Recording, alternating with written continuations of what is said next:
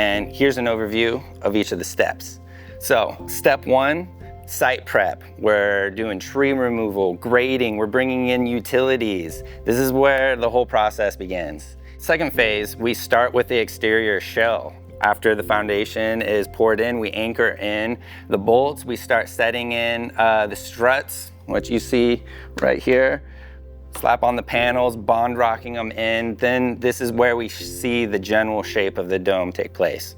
Then we move into interior finishes. We put in cabinetry, pouring the floors, putting in all the fixtures, making it feel as cozy as possible. And this is where the dome basically shifts from feeling like a construction site into a real livable space.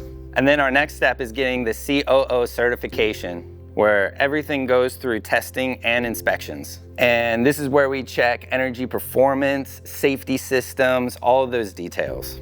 This is the final green light before we move in.